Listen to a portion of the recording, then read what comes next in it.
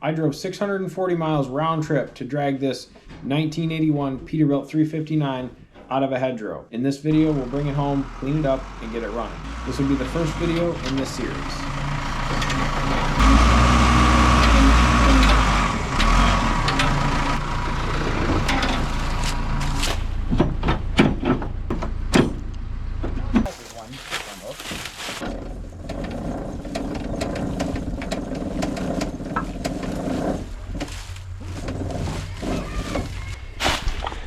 Coming. Sunk down in the middle ways.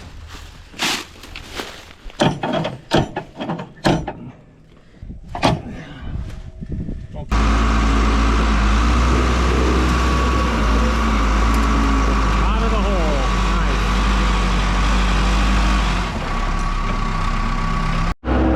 So this cab is full of a bunch of stuff we got to get all cleaned out.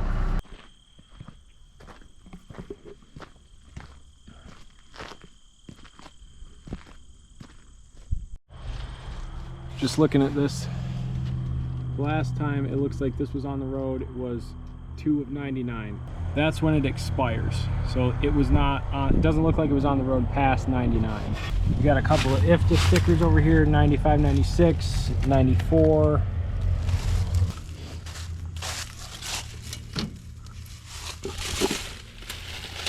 So probably 99 was the last time it was on the road. It's getting dark and this is my bed for the night. I'm staying up here and I'm meeting the low boy tomorrow morning to load the truck.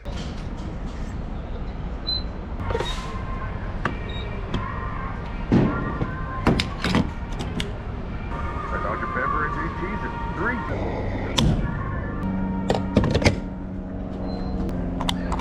3. Okay, next morning I slept back here all night. I did that to avoid paying for a hotel. I should have just paid for a hotel. I'm heading back to where the truck is. I'm gonna stop and grab coffee. Dunkin' Diddly. Coffee. I assume everything will go exactly according to plan. Unfortunately, there is no plan, so this can't fail.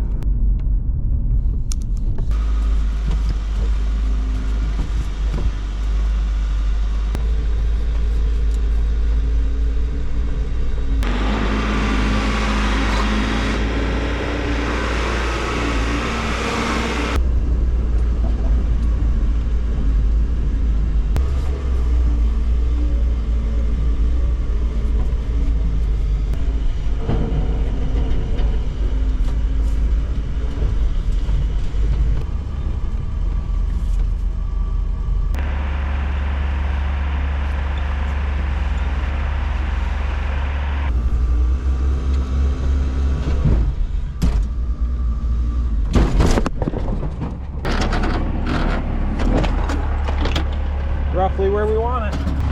They hit the grill? No. No? Good. We're good. Bent the total. It's on the low boy.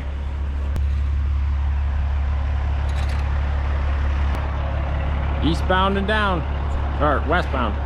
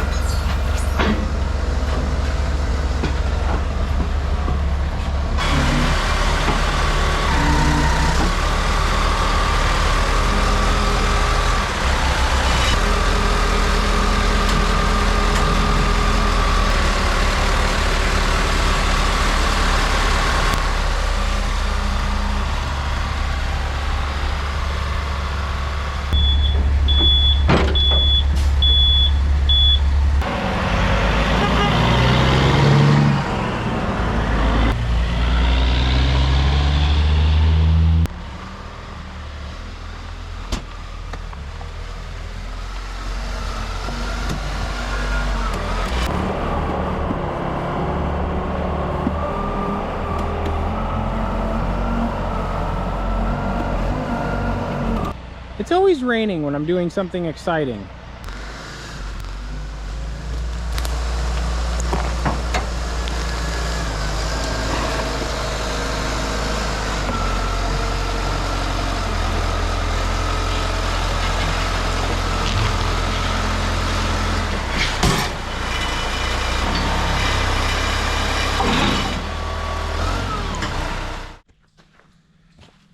$320 miles later, we're back at the shop. So this is my 1981 359 Peterbilt. It's been off the road since '99. It hasn't run in somewhere between 2 and 5 years, I would say. Could be longer than that. It hasn't been driven in close to 10 years, and it hasn't been registered for the road in about 25 years. Let's do a quick rig tour. We'll walk around it, we'll go through the inside, see what we're working with, and then I want to try to get it started. It's got a 63-inch flat top sleeper. The frame's in decent condition. Came with all these free sticks. Oh my goodness, they're my favorite! Look at the lichen growing on that. I think there's one tire that's not flat. Two. I think every tire on this side is flat and off the bead. This does have the Pete air leaf. Got all of our customary chicken lights. Dual fuel tanks. I don't know how many gallons these are. I mean, she's crusty and rusty.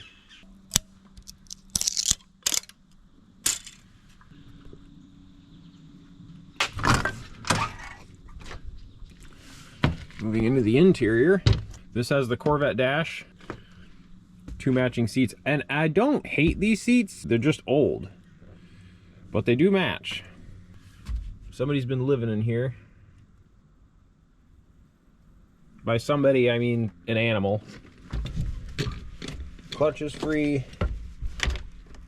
brake pedal stuck, throttle sticky. You guys are gonna have to help me out here. I think this is an 8-speed transmission, so there's 1, 2, 3, 4 low or direct, and then overdrive. So is this like an 8LL or something? You can let me know down in the comments what this is. I didn't find a tag anywhere else in here. Got the traditional interior that's in pretty terrible shape. Original Peterbilt steering wheel. I'd like to get this thing recovered because I like the original steering wheel. This truck has Jakes, which I have wanted a truck with Jakes for a long time. Generally dirty. Moving back into the sleeper bunk. It is also just really dirty. The interior's falling apart. But this is very spacious in here. Like I'm sitting there and there's tons of room in here. So I have a neat plan for the inside of this sleeper that we'll get to as we go through the restoration process of this truck. Some old headlights. I'm gonna do a proper cleaning on this cab because I don't like jumping in and out of a dirty cab when I'm trying to get these things running.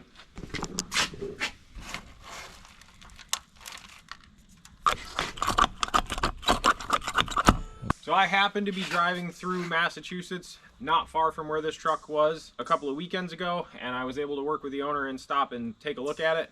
I didn't really check it out super good because I was kind of pressed for time. I was really just making sure it had good bones for a restoration. I did not check the engine. I don't know if it rolls over, so I don't really know how long it's been since this thing has started. Normally on these Will It Runs, I rush in at full speed, I slam some batteries in and I force fuel to it, fill it full of ether, and try to get it to pop off. There's hammering and fires and smoke. I want this truck to be reliable and go down the road because I have some future plans for this truck. So everything's gonna be exactly the same, except I'm gonna have to limit the amount of times this truck catches on fire to 2. After that, we have to start Googling things.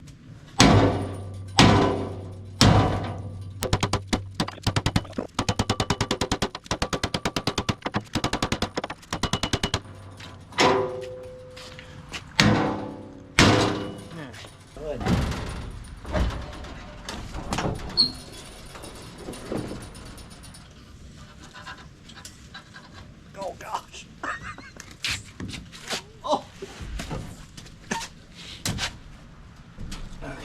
Before I get carried away, I want to see if this engine bar is over because I did not check that. Where are the vice grips I literally just had? It's like somebody's constantly running off with my stuff without permission. Imagine these vice grips are your name, and these are your home address, and these tools are all your other data that really should be private. While you aren't looking, your tools are constantly being collected by tool bag dealers called data brokers. These guys are really good at collecting and selling your data to anyone and everyone.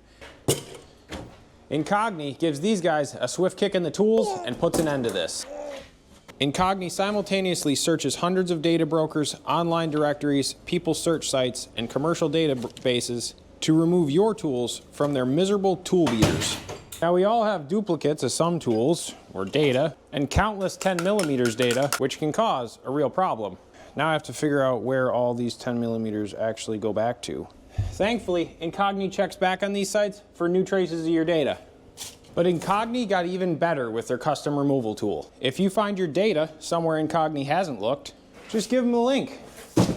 Their dedicated privacy expert will handle the rest. Keep your tools safe with Incogni. Use my code 99projects at the link below for 60% off your annual plan. And thanks to Incogni for keeping all of our tools safe. Gotta get my sledgehammer back out of the garbage.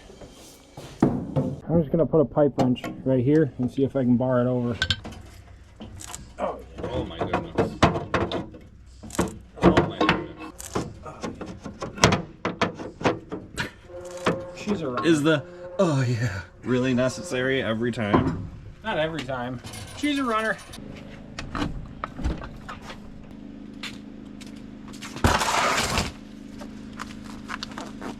Somebody in my last video says I eat rocks when no one's looking. That's not true. You just have to pay to watch that. Fire extinguisher tag needs recharge. Well.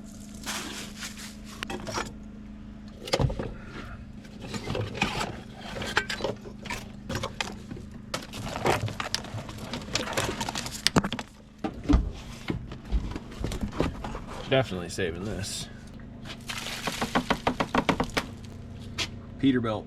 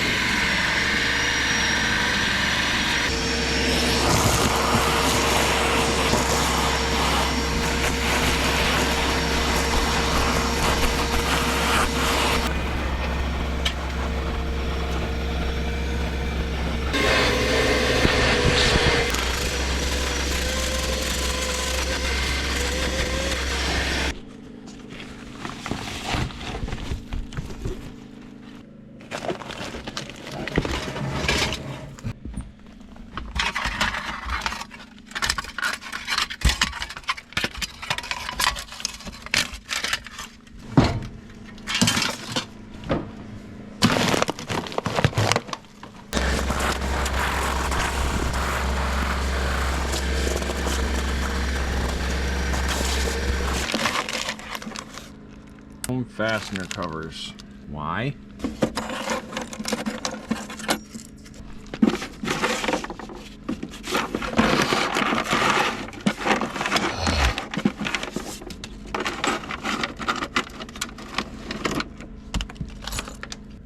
Washers. That's a lock core.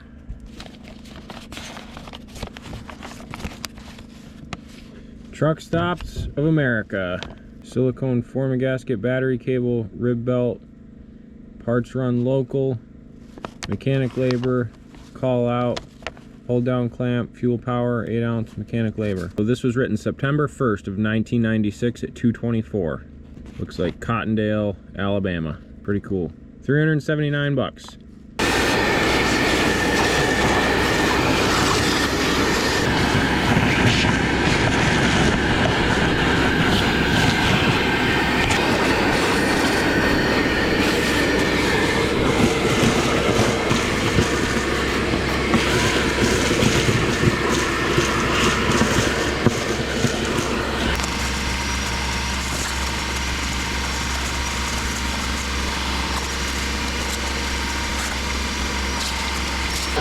We're halfway there. Basically restored now.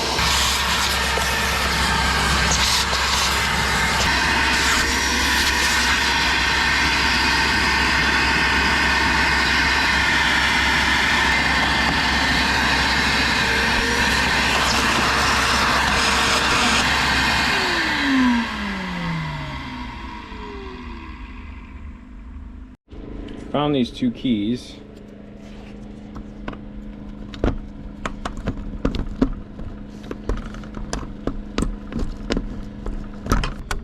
I'm gonna go with these. Don't go to this truck. But check out this interior. It's looking nice. Nice and clean. Still gotta get back to the sleeper. I really want to get the sleeper doors open and just pull everything out. Clean this dash up. Dirty this thing is.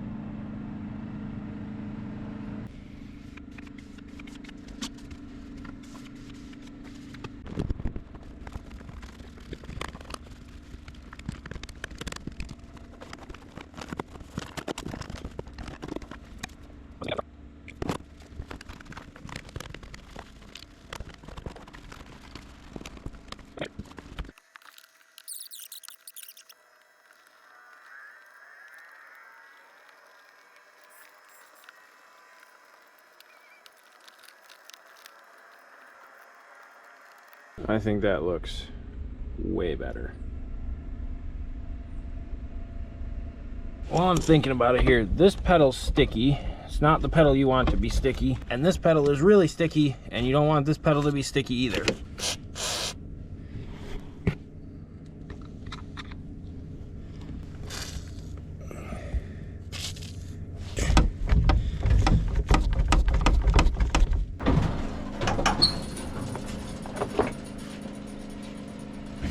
I'm gonna hit the linkages. Another thing I noticed is the Jake switch is missing. I gotta find the wiring harness for that and then make sure that we have a switch for the Jakes.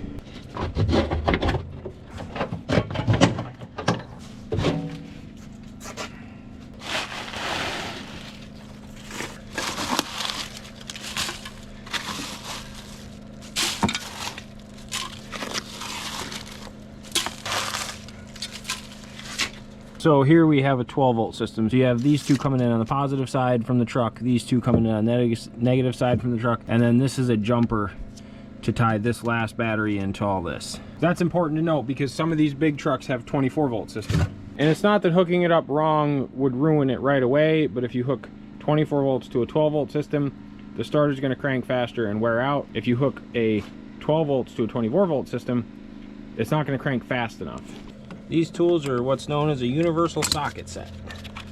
And see, like, it would never start with this kind of a connection. This would have been fire number 1.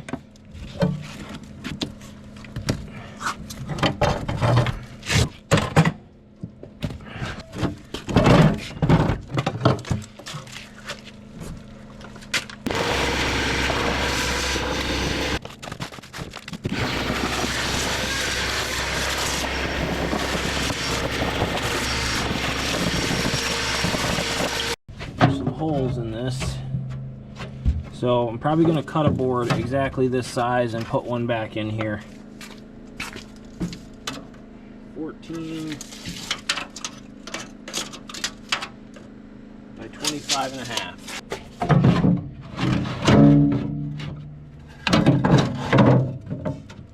Perfect. See, this is the problem with hoarding. You just have all this stuff laying around for free, so just for grins and giggles.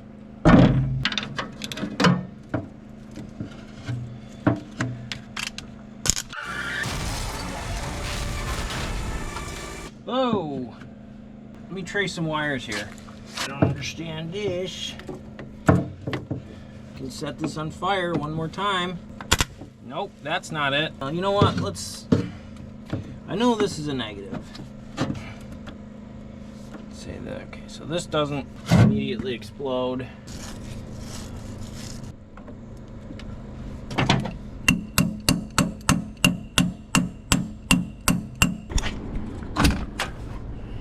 Now we got a weird little light here. Ooh. Stuff blowing. Cool. Got a light there. What happens if we push this? Oop. It becomes very unhappy. Hey, we got some lights. That's cool. I don't know if you can see it on camera, but there's 1, 2, 3, 4 out of the 5 lights up there. Lights here. All right, well, we got power. And for whatever it's worth, ooh, it was working. We don't have anywhere near enough voltage to crank this engine over. There's probably not enough cables hooked up, and I want to put new ends on all this. I'm gonna be fighting that. Dude, this end that I hammered on is stuck. Ah, okay.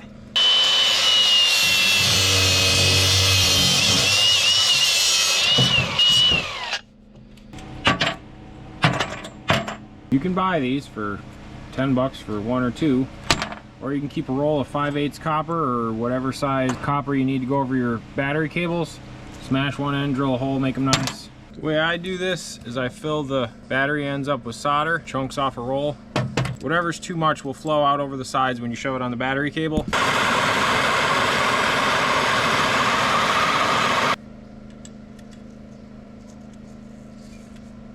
While it's still hot,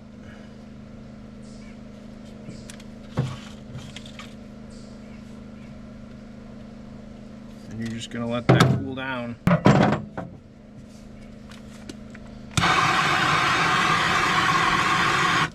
Heat shrink, good to go. Make 3 more like that. I'm happy with the proof of concept here. I want to let those terminals cool down because when I'm cranking this truck, they're just going to heat up. I don't need to add heat to heat. I want to finish cleaning out the sleeper.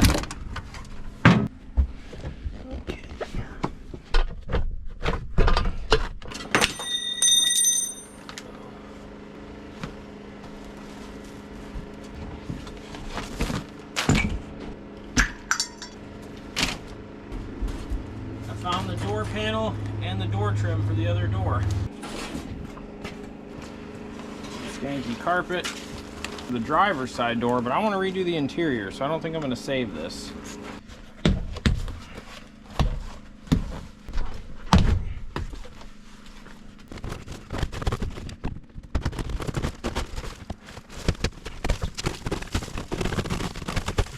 Gross. I'm going to get a mask. Oh.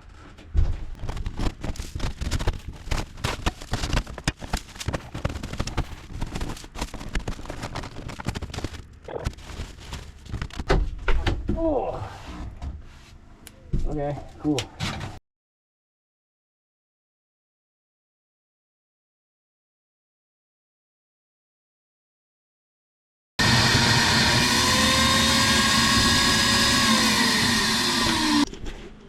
Oh yeah, she's full.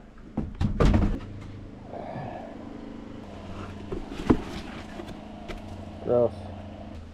See what we got. The other headlight. Pull the bezel. This is the battery hold down. I don't know what this is. Cool. Heavy carpet. Triangles. Lots of triangles. Cool. There's the third headlight. And the bezels. Nice.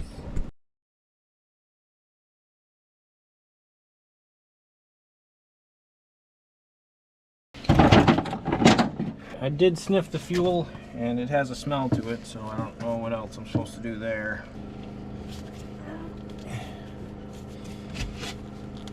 Oh man. Pull this fuel filter off of here.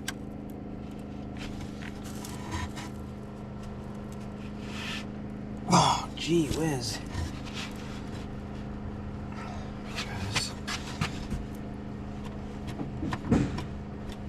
Oh my gosh. Holy cow, dude.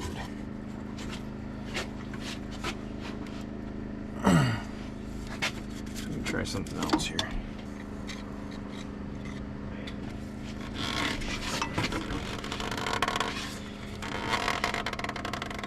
Oh, no, that's no.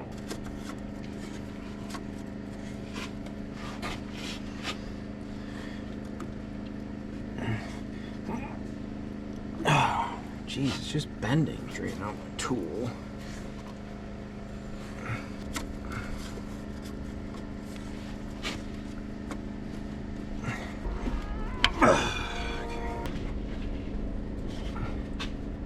Look at this. That shouldn't be that tight, should it? Oh. Oh. All right, there it goes. Oh. This is exactly the moment. Yeah. It kind of looks like it. That rubber sticks up really high. Oh, it's got fuel in it. That's a weird. You get a Wix to replace it? I got this to replace it. What? You don't replace parts until you know the darn thing runs. That smells like diesel, but I'm gonna put a little bit of this ATF in there. Just helps lubricate and clean everything up. Also looks like bloody urine. What? What's left before we can crank them? Well, usually you shouldn't be using oil filter wrenches to put your filters on, but on the big cam Cummins right here, there's a plug. You can take that plug out and pour a little ATF in there. It's recommended, not required. I'm gonna dump the rest of this ATF in. If you get caught with red diesel being the off-road use, the DOT slaps the PP very hard. If I put this in there and that's green diesel, does that dye stick come out showing red? Can I just try to convince them that it was only automatic transmission fluid? Like, what's the penalty for that? Certain death? All right, we're halfway there. Dare I ask if those are new batteries? They are. Glad I wasn't here for that temper tantrum. New batteries and new battery ends. Scheduled to die within 6 I'm never months. gonna financially recover from I'm this. not. It hurt more buying the batteries than buying the truck. And while it may not seem like there should be a great price of me difference feels in like there, that's there good was. news. All right, so over on the passenger side of the engine, this is all the intake piping, and I want to, one, have access to the intake side of the turbo. I also like to make sure that that spins freely, which it does. There's no weird play, no raccoon's nest in there. And then in the event of things getting really frisky, you stick your hand or a rag in the turbo, and you'll take the turbo? And you'll take the turbo out, but it hopefully shuts the engine down. All right, I'm ready to give this thing a whirl. Let's see if the batteries are enough to crank it over, and then we'll move on to the next step. Ooh, okay. Make sure it's in gear. What? Is it in gear? It is, so it will immediately take off and run everybody over. All right, the moment of truth. Wait, let's see if the horn works. No horn, okay. I'm nervous. Oh my God, okay. It just wants to go. What? Oh my God. Say less, bro. That's better than your daily. Oh my gosh. All right, new plan. can you hold this? Now what do we do? I don't know. I wasn't prepared for this.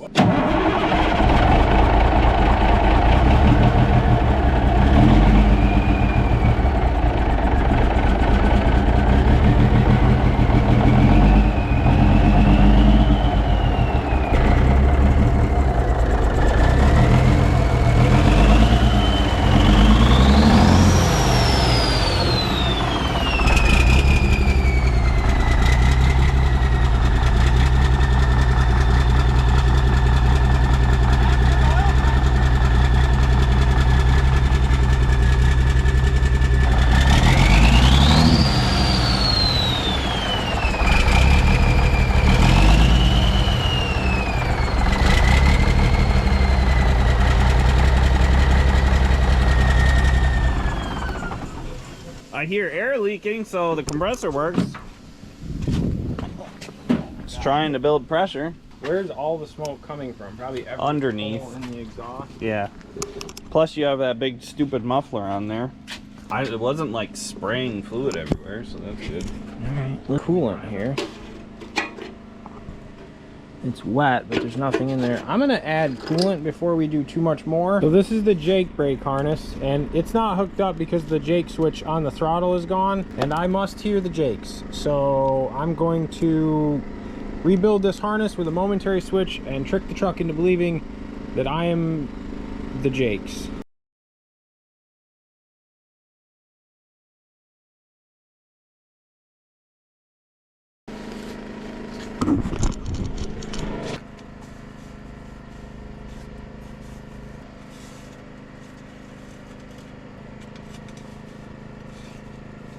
I have this thing wired up on a momentary switch, so I'll rev it up, and as soon as I dump the throttle, I'll hit the momentary switch and the Jake should kick in.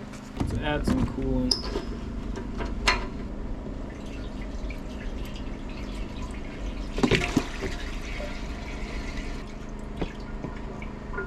So it's in there, I guess. These are gonna work. You're gonna let off the gas and it's gonna just shut off because there's no momentum.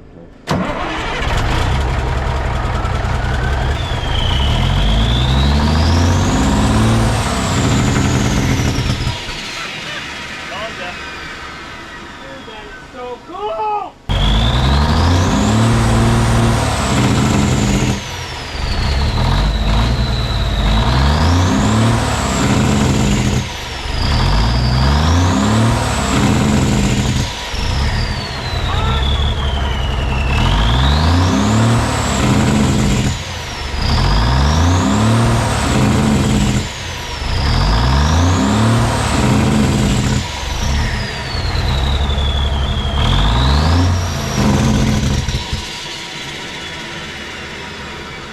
Because there's no weight, there's no momentum for it. It just shuts the engine down. You need to get that muffler off there and hook those pipes up. Yeah. I need to get all the mufflers off there. That is amazing. Ah!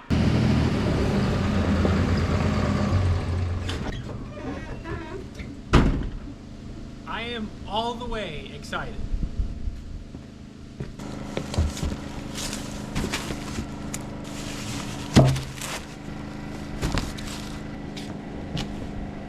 Once again, the guys at Four State have partnered with me on a truck restoration project, this time on the 359 Peterbilt. So if you guys happen to be in the market for truck parts, shiny parts, important parts like headlights, you can use my code PROJECT10 for 10% off your entire purchase. Go check out Four State, guys. I love working with them. Oh, yeah. Sick.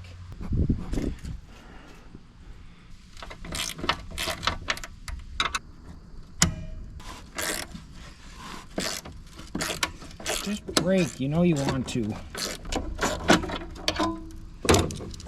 Is gravity holding this up?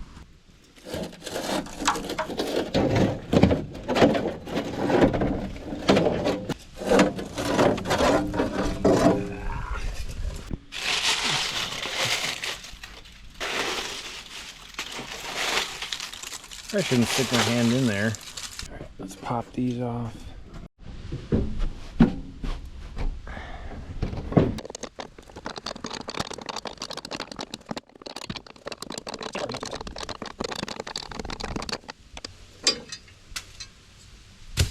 Halfway there. I think that's what I'm gonna name this truck. Halfway there. What do you guys think? I tried to be nice. I'm gonna go get my West Virginia socket set.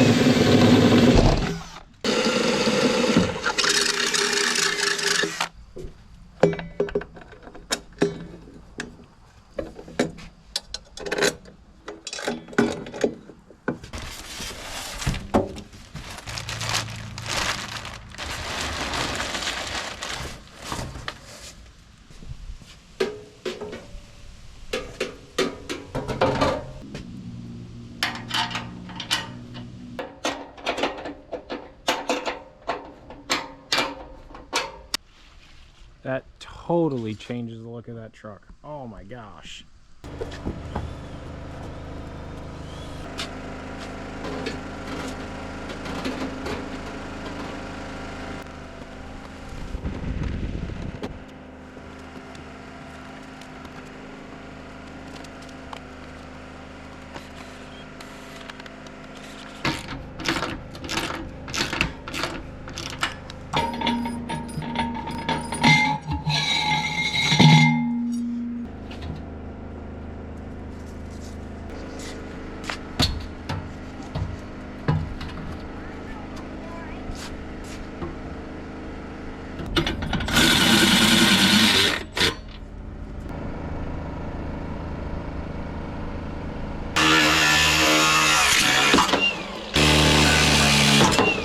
Gee whiz.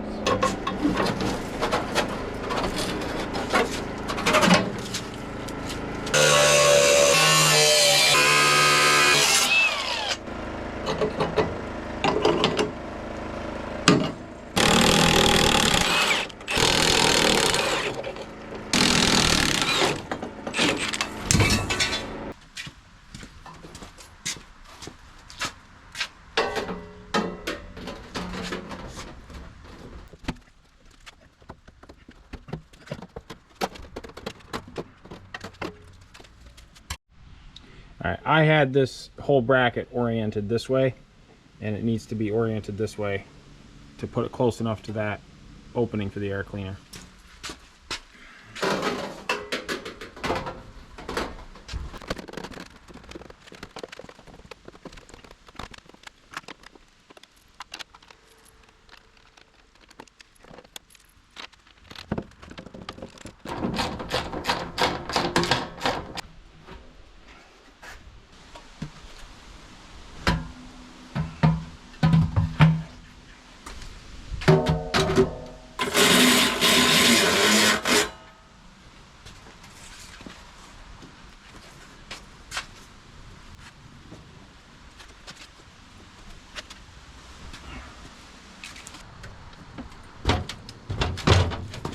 And with that, I'm wrapping this video up. If you guys are interested in getting shiny parts for your truck, definitely check out 4State. You can use my discount code Project10, get 10% off your entire order. So what do you guys think? You want to see it driving? If you do me a big favor. Share the video with one of your friends who you think will enjoy this, and I'll get to work on putting it on the road. Thank you guys for watching. I'll catch you on the flippity flop.